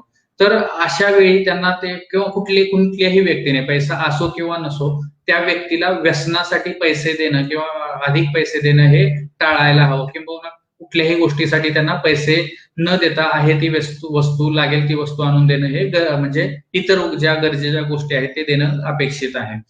त्यांना ते आणण्यासाठी किंवा ते मिळवण्यासाठी किंवा त्यांनी घेतल्यानंतर त्यांना पिकअप करणं, लिफ्ट देणं किंवा त्यांना घेऊन येणं, किंवा ते जर दारू पिऊन पडले तर लगेचच जाऊन घेऊन येणं किंवा नशेत असताना घेऊन येणं, अशा प्रकारच्या गोष्टी आपल्याला सुरुवातीला टाळाव्या लागू शकतात, किंवा ते हे करणं सुद्धा हे त्यांना ते व्यसनात मदत केल्यासारखंच आहे. तर अशा प्रकारच्या गोष्टी आपण टाळायला हव्या, त्यांना त्यांच्या व्यसनामध्ये मदत करायला नको. सुरुवातीला कदाचित ते तुम्हाला रागवतील, तुम्हाला दोष देतील, तुमच्यावर ओरडतील, किंचाळतील, स्वतःला काही वेळा ते इजा करण्याची किंवा मारण्याची धमकी देतात. काही वेळा पेशंट्स हात स्वतःचे कट करून घेतोय असं पण दाखवतात किंवा ऍक्च्युअली घेतात. बऱ्याच वेळी ती समोरच्या व्यक्तीला इजा करण्याची किंवा तोडफोड करण्याची धमकी देतात. मी टीव्ही फोडून टाकेन, मी असं करेन, मी तसं करेन, मोबाईल फोडून टाकेन. तर अशा प्रकारच्या ज्या धमक्या ते देत असतील तर त्यांना आपण स्पष्टपणे सांगायला हवं की म्हणजे हे जे आहे हे त्यांच्या आयडिया असतात, ते त्यांना ते पाहिजे ते मिळवण्यासाठी ते अशा प्रकारच्या आयडिया करतात किंवा अशा प्रकारे ते धमक्या द्यायचा ते प्रयत्न करतात. तर त्याला आपण बळी नाही पडायला हवं. आपण त्यांना क्लिअरली सांगायला हवं की नाही, तू काहीही केलं, कितीही केलं तरी आम्ही तुला तो व्यसनाचा पदार्थ किंवा व्यसनासाठी तुला पैसे देणार नाहीत किंवा तुला पैसे मिळणार नाहीत किंवा अशा प्रकारे आम्ही कुठलीही मदत करणार नाही जी तुला व्यसन करायला प्रवृत्त करेल किंवा व्यसनाला मदत करेल. जर ती अशी काही नाटकं करत असेल, धमकी देत असेल, तर स्पष्टपणे त्यांना सांगून तिथून त्या परिस्थितीमधून बाहेर निघा किंवा निघून जा. तुम्ही गेल्यानंतर सुद्धा ती व्यक्ती शांत होऊ शकते किंवा काही वेळा तो तोडफोड सुद्धा थोडीफार करू शकते, पण स्वतःला कट करणं वगैरे अशा गोष्टी ती काय करणार नाही. जर गरज असेल म्हणजे ती धमकीच देत असेल आणि ऍक्च्युअली तशी काही तोडफोड करत असेल किंवा तुम्हाला जर काही फिजिकल असॉल्ट करत असेल, तुमच्या जीवावरती ती बेतत असेल, तर अशा वेळी मात्र त्यांना पोलिसांची मदत घेण्याची धमकी द्यावी लागेल आणि जर गरज पडली तर ऍक्च्युअली पोलिसांची तुम्हाला मदत घ्यावी लागू शकते. जर उपचार घेण्यास तो तयार नसेल, गरज पडली तर त्यांना सोडण्याची तयारी त्या स्पाऊसला ठेवावी लागू शकते.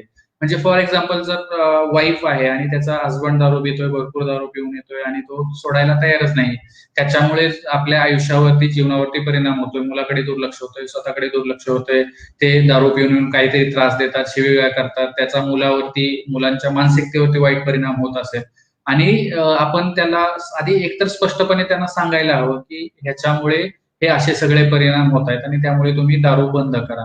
आणि ते जर उपचार घ्यायला तयार असतील तर त्यांच्यासोबत जा, परंतु ते उपचार घ्यायला तयार नसतील तर त्यांना पूर्वकल्पना द्या एक 10 दिवस 15 दिवस अगोदर की हे जर एवढ्या दिवसात बंद नाही झालं तर मला घर सोडून जावं लागेल किंवा मला माहेरी जावं लागेल किंवा मला माझं स्वतःचं बघावं लागेल. त्यांना रागात बोलण्याऐवजी समजून सांगा, परिणाम समजून सांगा. पण जर दारू सोडले आणि त्यांना हेही सांगा की ज्यावेळी आपण पूर्वकल्पना देऊ त्यावेळी त्यांना सांगा की तुम्ही जर दारू सोडली, तुम्ही जर सोबर राहिला तर मी डेफिनेटली परत येईन, पण जर तुम्ही दारू सोडायला तयार नसाल, तुमची प्रायोरिटी दारू हीच जर असेल तर मग मात्र आम्हाला आमचं थोडंसं बघावं लागेल किंवा त्याचा परिणाम मुलावरती होतोय, माझ्यावरती होतोय, त्यासाठी मला हे घ्यावंच लागेल. जर तिथे मानसिक दारू पिऊन बऱ्याच वेळी त्या व्यक्तीचा मानसिक, शारीरिक छळ ती व्यक्ती घरी आल्यावर करत असते, जर असं होत असेल तर मग मात्र लगेचच निर्णय घेणं गरजेचं आहे. जरी तो निर्णय टेम्पररी असला तरी त्या व्यक्तीला स्पष्टपणे सांगा की ह्या गोष्टी बंद झाल्यानंतर मी परत येऊ शकते. आणि जर समजा तुम्हाला असं वाटत असेल की 2-3 वर्ष झालेत आणि त्याला काहीही फरक पडत नाही, तर डेफिनेटली निर्णय हा आपला असू शकतो किंवा कायमस्वरूपी सोडण्याचा सुद्धा निर्णय आपण घेऊ शकतो. सगळ्यात महत्वाचं इथं हे आहे की स्वतःची काळजी घेणं हे खूप गरजेचं आहे. बऱ्याच वेळा असं होतं की आपण त्या दारू पिणाऱ्या व्यक्तीच्या एवढ्या मागे असतो, त्याच्यासाठी एवढं काही करत असतो की आपल्याला स्वतःला वेळ भेटत नाही, स्वतःची काळजी आपण घेऊ शकत नाही. तर सगळ्यात महत्वाचं आहे की स्वतःकडे लक्ष द्या. बऱ्याच वेळी असं वाटतं की त्या व्यक्तीचं माझ्यावर प्रेम नाहीये, ती व्यक्ती माझ्यावरती प्रेम करत नाही म्हणून ती आपलं ऐकत नाही किंवा त्यामुळे मी त्याला आवडत नसेल म्हणून तो दारू पित असेल. तर हे मनातून कुठून तरी काढून टाकायला हवं आणि स्वतः आधी स्वतःवरती प्रेम करायला शिकायला हवं. स्वतःवरती प्रेम करणं गरजेचं आहे. तुम्हाला ज्या गोष्टी आवडतात त्या गोष्टी करा, त्याच्यासाठी वेळ काढा, त्या गोष्टी करायचा प्रयत्न करा, ज्याच्यामुळे तुम्हाला हे जे आलेलं टेन्शन आहे ते थोडंसं कमी करता येऊ शकतं. सगळ्यात महत्वाचं जे आहे ते म्हणजे त्या व्यक्तीच्या चॉईसेससाठी किंवा त्या व्यक्तीच्या व्यसनासाठी स्वतःला दोष देऊ नका. बऱ्याच वेळी पॅरेंट्स मध्ये हे होतं की आपला मुलगा मोठा झाल्यानंतर ज्यावेळेस या व्यसनांच्या आहारी जातो त्यावेळी आम्ही कुठे पडलो का, कमी पडलो का, आमचे संस्कार कुठे कमी पडले का, तर अशा प्रकारचा जो दोष आहे ती स्वतःला ती व्यक्ती द्यायला लागते किंवा ते गरजेची व्यक्ती आहे ती द्यायला लागते. तर हे सगळ्यात पहिले टाळायला हवं, कारण ती व्यसन करणं ही त्या व्यक्तीची चॉईस असते ना की ते तुमच्यामुळे झालेलं असतं. बऱ्याच वेळी काय होतं की व्यक्ती रिहॅबिलिटेशन सेंटर मधून येतात किंवा उपचार करतात आणि ते उपचार केल्यानंतर मग मात्र ते बरे काही दिवस सोबर राहतात आणि परत मात्र ते दारूच्या परत एकदा चालू करतात आणि ते आहारी जातात. तर हे सगळ्यात महत्वाचं नातेवाईकांनी आणि त्या रुग्णांनीही समजून घ्यायला हवं की हे फक्त 1 किंवा 2 महिन्याचं काम नाहीये. उपचार करणं हे 1-2 महिन्याचं काम नाहीये किंवा त्याच्यातून बाहेर निघणं हे काही 2 महिन्याचं काम नाहीये. हे आयुष्यभर चालणारी गोष्ट आहे. तर उपचार जरी 6 महिने ते 1 वर्ष चालले तरी आयुष्यभर मात्र त्या व्यक्तीला दारूपासून लांब राहण्याचं जे प्रयत्न आहे ते डेलिबरेटली करावे लागतात. ह्याच्यामध्ये अल्कोहोल अनॉनिमस हा जो सपोर्ट ग्रुप असतो किंवा इतर जे सपोर्ट ग्रुप असतात ते अशा कामामध्ये मदत करू शकतात. जिथे अशा मीटिंग जर त्या व्यक्तीने अटेंड केल्या तर अशा ठिकाणी ज्या व्यक्तीने दारू सोडलेली आहे त्यांच्या आयुष्यामध्ये जो फरक पडला ते त्या व्यक्ती शेअर करतात किंवा या व्यक्तीने जर शेअर केलं तर त्यांनाही आपल्यासारखी बरीच लोक आहेत हे कळू शकतं आणि त्याच्यामुळे त्यांना ते दारूपासून ती व्यक्ती लांब राहू शकतात. बऱ्याच वेळी काय आपण माझे काही पेशंट्स असे आहेत की त्यांची स्वतःची दारू सुटली आणि ते दरवेळी एक 5-6 महिन्यातून एका तरी व्यक्तीला अशा घेऊन येतात की जी दारू ते दारू सोडायला तयार असतात किंवा त्यांची दारू त्यांना सोडवायची असते. तर ही खूप चांगली गोष्ट आहे की आपली दारू सुटल्यानंतर इतरांची दारू सोडायला जर आपण मदत केली, आपले अनुभव जर शेअर केले, तर तो जो एक्सपिरियन्स आहे तो आपल्यामध्ये स्ट्रॉंग होत जातो आणि आपल्याला ती बळकटी मिळत जाते आणि आपल्या तो मानसिकता खूप चांगल्या प्रकारे ती तयार होते आणि आपण त्या दारूपासून नक्कीच लांब राहू शकतो. सगळ्यात महत्वाचा आहे तो फर्स्ट पेग टाळणं किंवा जो पहिला पाय घसरतो. एकदा चिखलात पडल्यानंतर उठणं खूप अवघड असतं. त्याच्यामुळे पहिला पाय घसरू न देणं हे सगळ्यात जास्त महत्वाचं आहे किंवा ते खूप चांगलं आहे. आणि जर इन केस तसं झालंच की कळालं की आपण एक वेळा दारू घेतली तर लगेचच परत ट्रीटमेंट चालू करणं किंवा त्याच्यासाठी ऍटलिस्ट काउन्सिलिंग घेणं आणि काय करायला हवं हे शोधणं खूप गरजेचं आहे. काही स्पेसिफिक ट्रिगर्स असतील किंवा काही स्पेसिफिक क्ल्यूज भेटल्यानंतर आपल्याला वाटत असेल की आपण ह्या गोष्टीच्या आहारी जातो. फॉर एक्झाम्पल, मी जर दारूच्या दुकानासमोरून किंवा बिअर बारच्या समोरून जात असताना मला जर तो त्रास होत म्हणजे मला तलप होत असेल तर मी तो दुसरा रस्ता मी निवडू शकतो. जर असे काही स्पेसिफिक मित्र असतील जे भेटल्यानंतर फोर्स करत असतील किंवा चल म्हणत असतील तर अशा मित्रांना आपण टाळू शकतो. तर हे जे काही क्ल्यूज आहेत किंवा ट्रिगर्स आहेत, ज्या वस्तू असतील, व्यक्ती असतील किंवा ठिकाणं असतील, तर ती आपण नोट करायला हवी, ती आपण समजून घ्यायला हवी आणि ती पूर्णपणे टाळायला आपण शिकायला लागायला हवं. जे आपण बऱ्याच वेळी कसं आहे की व्यसनात पडून बाहेर निघण्यापेक्षा व्यसनाच्या आहारी न जाणं किंवा व्यसनाची सुरुवातच न करणं हे खूप चांगलं असतं. तर हे जे व्यसन लागू नये किंवा सोडताना व सोडल्यानंतर व्यसन होऊ नये याच्यासाठी आपण काय काय करायला हवं हे आपण समजून घ्यायला पाहिजे. एक सगळ्यात महत्वाचं जे म्हणजे ठामपणे नाही म्हणायला शिका. आपण जे म्हटलं की पिअर प्रेशर, ग्रुपमध्ये इन्व्हॉल्व्ह होण्यासाठी किंवा मग इतर मित्र पितायत म्हणून, सगळे घेतायत म्हणून किंवा बॉस म्हणतायत म्हणून, बॉसची पार्टी आहे म्हणून किंवा कोणीतरी सक्सेसफुल झाले तो काहीतरी बोलतोय म्हणून, तर तिथे आपल्याला ठामपणे की मी घेत नाही आणि मी घेणार नाही हे आपण त्यांना स्पष्टपणे सांगायला शिकायला हवं आणि त्यांना नाही म्हणायला शिकावं. आपण बेस्ट फ्रेंड्स आहोत, तुझ्या सक्सेस बद्दल मला चांगलंच वाटतंय, पण त्यासाठी मी दारू घेऊनच ते सेलिब्रेट करायला पाहिजे असं काही नाहीये. मला त्याचा खूप आनंद आहे आणि हा आनंद कदाचित मी दारू न घेता चांगल्या प्रकारे अनुभवू शकतो हे आपण त्यांना सांगायला हवं.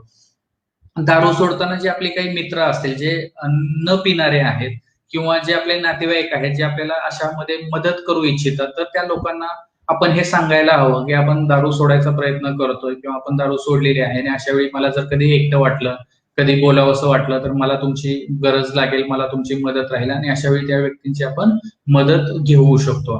जिथे दारूचा वापर केला जाणार असेल किंवा इतर व्यसनांचा वापर केला जाणार असेल तर अशा ठिकाणी त्या गोष्टीचं निमंत्रण स्वीकारू नका. फॉर एक्झाम्पल, न्यू इयरच्या पार्ट्या आहेत, तर तुम्हाला माहित असेल की आपण अशा ठिकाणी जाणार आहोत जिथे दारू असणार आहे किंवा हे व्यसनाचे पदार्थ असणार आहेत किंवा काहीतरी अशा मित्रांसोबत तुम्ही मॅच बघताय, अशा मित्राच्या घरी मॅच बघताय जिथे फ्रीजमध्ये दारूच्या बॉटल ठेवलेल्या असतात किंवा चकना वगैरे असे पदार्थ गोळा करून ठेवलेले असतात. तर अशा व्यक्तीची निमंत्रण तुम्ही घेऊ नका. त्या ठिकाणी एखादी सोबर व्यक्ती असेल, शांतपणे मॅच बघणारी, शांतपणे इन द सेन्स दारू न पिता एन्जॉय करणारी जर व्यक्ती असेल किंवा अशा ठिकाणी न्यू इयर सेलिब्रेशन जिथे या गोष्टी उपलब्ध नसतील किंवा पिक्चरला जाणे, अशी जी काही निमंत्रण असतील तर त्या ठिकाणी डेफिनेटली आपण असे निमंत्रण स्वीकारू शकतो. पण जर समजा अशा ठिकाणी आपल्याला जावंच लागलं की जिथे दारूचा वापर होणार असेल, फॉर एक्झाम्पल ज्यावेळी आपली ऑफिसची काही ठिकाणी मोठ्या शहरामध्ये पार्टी असते, तर त्यावेळी ते जाणं बंधनकारक असू शकतं किंवा कंपल्सरी असू शकतं. तर अशा ठिकाणी आपल्याला त्याचा प्लॅन आपल्या मनामध्ये रेडी असायला हवं की आपल्याला तलफ होऊ शकते. तलफ झाली तर आपण काय करायला हवं किंवा दारूच्या ऐवजी आपण जर कुणी ऑफर केलं तर दारूच्या ऐवजी आपण कोल्ड्रिंक्स घेऊ शकतो का किंवा म्हणजे कोल्ड्रिंक्सचा वापर आपण करू शकतो का किंवा इतर जे काही पेय असतील म्हणजे फंटा, माझा, हे अशा प्रकारची पेय तुम्ही सॉफ्ट ड्रिंक्स तुम्ही घेऊ शकता. तर त्या कोल्ड ड्रिंक्स तुम्ही घेऊ शकता. जर समजा इन केस असं असेल की तुम्हाला असं वाटतं की कोणीतरी ती व्यक्ती आपल्याला जास्तच फोर्स करते किंवा तुम्हाला जास्त फोर्स केला जातोय आणि तुम्ही नाही म्हणू शकत नाहीये, तर अशा वेळी काहीतरी तुमच्या घरच्यांशी असे सिग्नल्स ठरवणं किंवा मित्रांशी असे सिग्नल ठरवणं गरजेचं आहे की काहीतरी इमर्जन्सी आहे म्हणून कॉल करा किंवा मेसेज टाकणं की मला इथून निघायचं आहे, तुम्ही मला फोन करा. तर अशा प्रकारचे काही सिग्नल ठरवणं गरजेचं आहे किंवा काय एक जनरल टॉक असेल हे ठरवणं गरजेचं आहे. तिथून घेऊन जाण्यासाठी बोलवणं किंवा लिफ्ट द्यायला सांगणं किंवा तिथून निघून जाण्यासाठी काहीतरी प्लॅन करणं, हे तुम्हाला प्री प्लॅन करावं लागेल आणि ते ठरवून ते एक्झिक्यूट करावं लागेल, ज्याच्यामुळे तुम्ही ह्या व्यसनात परत पहिलं जे पाय घसरणं आपण जे म्हणतोय ते तुमचं होणार नाही. दुसऱ्या टप्प्यामध्ये आपण येतोय की आपण मुलं व्यसन करतायत हे कसं ओळखायचं. म्हणजे आपण जसं म्हटलं की बऱ्याच वेळी मुलं 16-17 वर्षाची झाली की बाहेर जाणं, पार्ट्या करणं, नाईट आउट करणं आणि काहीतरी व्यसनाचा वापर करणं, अभ्यासासाठी म्हणून मित्राकडे जाणं, तिथे काहीतरी अशा प्रकारचे व्यसन करणं, अशा गोष्टी व्हायची सुरुवात व्हायला लागते. तर आपलं मूल व्यसन करतं हे आपण कसं ओळखू शकतो हे आपण पाहूया.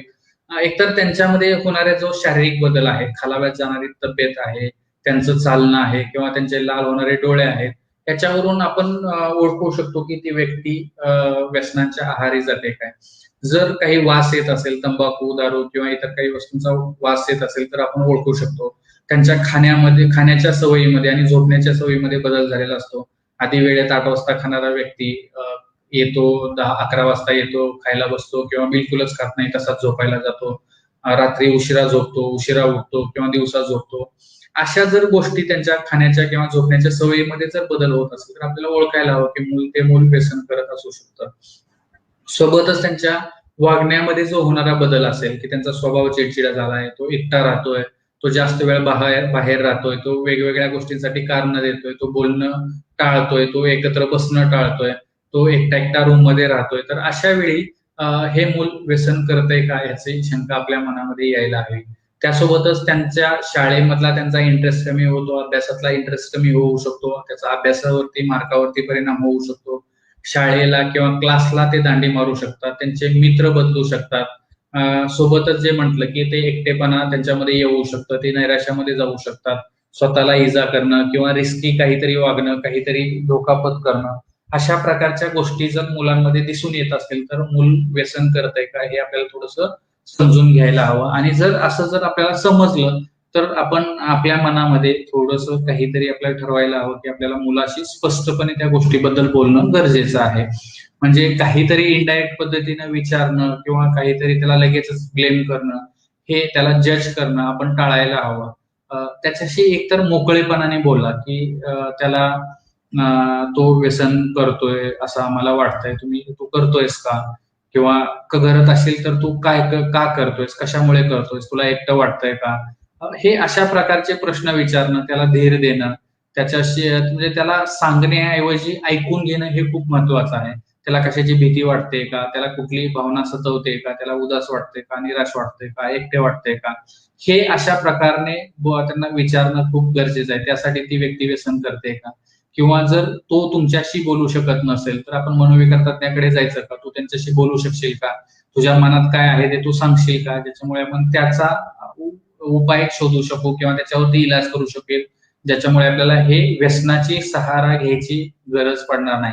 बऱ्याच वेळी असे पालक पनिशमेंट करतात की तू घरून जायचं तुझं बंद, त्याच्यानंतर तुला पैसेच देणार नाही किंवा तुला क्लासला पाठवणार नाही. तर अशा प्रकारे पनिशमेंट केल्याने प्रॉब्लेम वाढू शकतो, ते अजून चिडचिडे होऊ शकतात आणि ते रिबेल होऊ शकतात. मी जसं म्हटलं की ह्या वयामध्ये त्या व्यक्ती थोडंसं स्वातंत्र्यपणाची भावना त्यांच्यामध्ये यायलेली असते. आपण मोठा झालोय, आपण स्वतःचे निर्णय स्वतः घेऊ शकतो, असे भावना त्यांच्यामध्ये निर्माण झालेली असते आणि अशा वेळी ते रिबेल असतात, त्याच्यामुळे किंवा ते बंड करण्याच्या तयारीत असतात. आणि जर आपण असे काही पनिशमेंट केली तर ते बुमरँग होण्याची शक्यता जास्त असू शकते.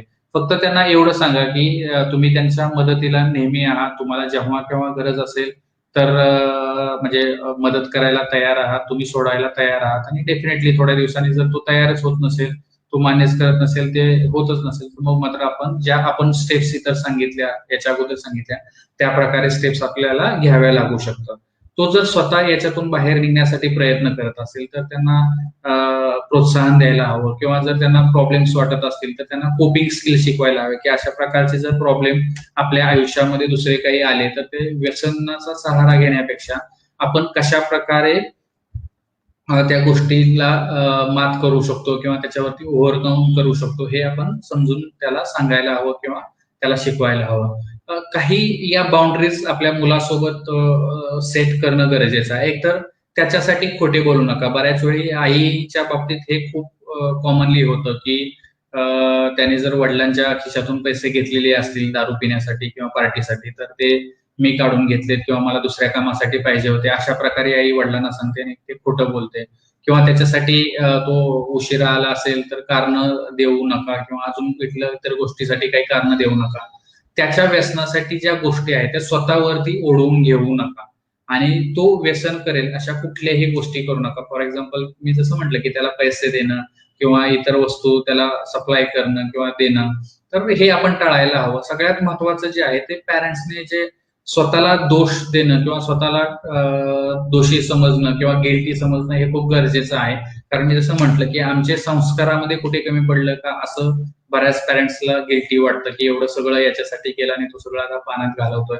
तर इथे आपण सगळ्यात महत्वाचं लक्षात आलं की the only person who can change the behaviour of an addicted individual is that individual. म्हणजे आपण अशा व्यक्तीला आपण त्यांच्या चॉईसेससाठी आपण आपल्याला जबाबदार ठरवायला नको आणि जर त्याला मदत करायची असेल तर त्या स्वतः व्यक्तीने ठरवणं गरजेचं आहे. त्याचं बिहेवियर किंवा त्याचं व्यसन त्याला थांबवायचं आहे हे आपल्याला ठरवायला हवं. आता बऱ्याच वेळी की आपण शेवटाकडे जातो की एवढं सगळं झाल्यानंतर आपण काय याच्यातून घ्यायला हवं किंवा अशा काही गोष्टी आहेत ज्या आपण समजून घ्यायला हवा. तर याच्या ज्या की आहेत, की मेसेज आहे असा तो म्हणजे व्यसनाधीनता हा आजार आहे हे समजून घेणं खूप गरजेचं आहे. कारण आपण जर व्यसनाधीनतेला आजार म्हटलं तर ती व्यसन करणाऱ्या व्यक्तीकडे आपण एक आजारी व्यक्ती म्हणून बघू शकतो. त्यांना सपोर्ट करण्याचा, त्यांना समजून घेण्याचा, त्यांच्याविषयी राग ठेवण्याऐवजी दयेची भावना ठेवण्याचा आपण प्रयत्न करू आणि त्या पद्धतीने त्यांना मदत करू, जे जास्त उपयोगी ठरू शकतं, इफेक्टिव्ह ठरू शकतं. अनेक नातेवाईकांना किंवा अनेक लोकांना असं वाटतं की दारू पिणं हे त्या व्यक्तीच्या हातात आहे आणि ती व्यक्ती वाटेल तेव्हा त्या व्यक्तीने ठरवली तर ते दारू सोडू शकते आणि त्यामुळे ते ट्रीटमेंट घेण्याच्या भानगडीत पडत नाही. परंतु हे समजून घ्यायला हवं की हे असं नसतं. ज्यावेळी व्यक्ती व्यसनाधीन होते त्यावेळी तो आजार असतो आणि ती व्यक्ती स्वतःहून ती दारू सोडू शकत नाही. जो काही त्यांच्यामध्ये फिजिकल डिपेंडन्स आणि सायकोलॉजिकल डिपेंडन्स म्हणजे शारीरिक आणि मानसिक दृष्ट्या ती व्यक्ती त्या व्यसनाच्या पदार्थावरती अवलंबून राहिलेली असते, त्याच्यावरती अवलंबून असते आणि ती बंद केल्यानंतर त्यांना त्रास होतो. त्याच्यामुळे ती व्यक्ती दारू सोडण्याची शक्यता खूप कमी असते. म्हणजे 99% आपण म्हणूया की त्या व्यक्तीमध्ये ती व्यक्ती दारू सोडू शकत नाही. कुठेतरी 1% हायली मोटिवेटेड व्यक्ती ही दारू स्वतःहून अचानकपणे सोडू शकते. त्याच्या पुढेही महत्वाचं आहे की व्यसनाधीनतेवर मात करणं एवढं सोपं नाही. हा खूप किचकट आजार आहे, हा खूप चिवट आजार आहे. आपल्या एकाच प्रयत्नामध्ये ती व्यक्ती दारू सोडेल, आयुष्यभर ती दारू सोडून राहील असं होत नाही किंवा व्यसन कुठलंही सोडून राहील असं होत नाही. बऱ्याच वेळी आपल्याला खूप चिकाटीने त्याच्यासाठी प्रयत्न करावा लागतो, सतत प्रयत्न करावा लागतो. बऱ्याच वेळी आपण त्याच्यासाठी एवढं सगळं करतो आणि परत काही दिवसांनी ती व्यक्ती दारू चालू करते, परत आपल्याला त्याला उपचारासाठी घेऊन जावं लागू शकतं. आपल्याला सतत त्याच्यासाठी प्रयत्न करावा लागू शकतो. सो हे एवढं सोपं नाहीये आणि हे लाईफ लॉंग जसं म्हटलं की चालणारी गोष्ट असू शकते. तर आपण त्याच्यावरती लक्ष ठेवायला हवं किंवा त्या पद्धतीने आपण करायला हवं. फक्त 2 दिवस माझ्याकडे काही पेशंट येतात की 1 महिना ऍडमिट केलं तुमच्याकडे, परंतु परत तो दारू प्यायला लागला. काय झालं तर परत आम्ही त्याने दारू बंद केली म्हणून आम्ही गोळ्या बंद केल्या. तर असं होत नाही. मी जसं म्हटलं की दारू बंद केल्यानंतरही 6 ते 8 महिने 1 वर्ष दारूबंदीची ट्रीटमेंट आहे ती चालू ठेव किंवा कुठल्याही व्यसनाची ट्रीटमेंट चालू ठेवावी लागू शकते. रुटीनली रेग्युलरली फॉलोअप करू शकतात आणि सगळ्यात महत्वाचं आहे ज्यावेळी कधी फर्स्ट स्लिप होईल त्यावेळी लगेचच त्या व्यक्तीला घेऊन जाणं, त्याचा उपचार करणं हे गरजेचं ठरू शकतं. रेग्युलरली अल्कोहोल अनॉनिमस किंवा इतर सपोर्ट ग्रुपच्या मीटिंग अटेंड करणं हे त्याच्यासाठी केलं जाऊ शकतं. आणि दारू पिणाऱ्या व्यक्तीसाठी किंवा नातेवाईकांनी हे समजून घ्यायला हवं की मनोविकार तज्ञाची मला दारू सोडण्यासाठी मदत घ्यावी लागते, म्हणजे ते मानसिक कमजोरीचं लक्षण आहे किंवा माझ्या मनावरती स्वतःवरती कंट्रोल नाही ह्याचं हे लक्षण आहे असं समजून घ्यायला नको घ्यायला किंवा तसं वाटायला नको. कारण हा आजार आहे, व्यसनाधीनता हा आजार आहे. आजार हा आपल्या हातामध्ये नसतो किंवा ते कमकुवतेचं लक्षण नसतं. ते तुम्हाला आजार झाल्यामुळे तुम्हाला असं वाटू शकतं आणि जरी मानसिकदृष्ट्या स्ट्रॉंग असेल तरी अशा व्यक्तीला मनोविकार तज्ञाची दारू सोडण्यासाठी मदत घ्यावी लागू शकते. एवढं बोलून मी थोडक्यात जे मला सांगायचं होतं ते मी संपवतोय. मी सांगितल्याप्रमाणे की आपण YouTube चॅनलवरती YouTubeवरती आपण डॉक्टर अतुल ढगे /101 किंवा डॉक्टर अतुल ढगे 101 सर्च करू शकता. त्याच्यामध्ये व्यसनाधीनतेविषयी माझे व्हिडिओ उपलब्ध आहेत. किंवा आपण त्यापेक्षा बेटर आहे, खाली आपल्याला एक नंबर दिसतोय 9503421124. खूप सोपा नंबर आहे. 9503 लक्षात ठेवा आणि 42 का 1 12 का 4 हे गाणं लक्षात ठेवा. तुम्ही याच्यावरती जागर मनू आरोग्याचा किंवा फक्त जागर तुमचं नाव आणि तुमचं शहर तर हा मेसेज करा, व्हॉट्सअपवरती मेसेज करा. तुम्हाला त्याची लिंक तुम्हाला किंवा युट्यूबची लिंक तुम्हाला पाठवली जाईल किंवा याविषयी म्हणजे मनोविकार असतील किंवा मानसिक आजारासंबंधी, मानसिक आरोग्यासंबंधी, सेक्शुअल जे इलनेसेस आहेत त्या बाबतीचे किंवा व्यसनमुक्ती विषयीचे इतर कुठलेही जे काही आम्ही अवेअरनेससाठी व्हिडिओ करतो, कार्यक्रम घेतो, लेख लिहितो, पेपरमध्ये येणारे लेख असतात, युट्यूबचे व्हिडिओ असतात, ते आपल्याला व्हॉट्सअपवरती डायरेक्टली आपल्या नंबरवरती येऊ शकतील.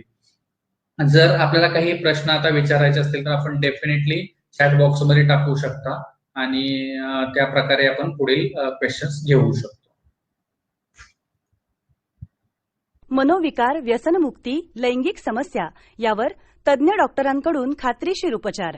Mind care hospital for mental and sexual health, Ratnagiri, Chiplun, Khed, Lanja, Rajapur आणि नवी मुंबई इथे सेवा उपलब्ध. संपर्क 830 878 4422. Please hit like button if you liked this video. For more videos, subscribe to our channel and hit on bell icon for notifications of our upcoming videos. For online consultation and more information, call 9503-421-124 to read articles by Dr. Atul Dage. Visit www.mindcareonline.blogspot.com for more information about Mindcare Hospital for Mental and Sexual Health. Visit www.mindcareonline.com.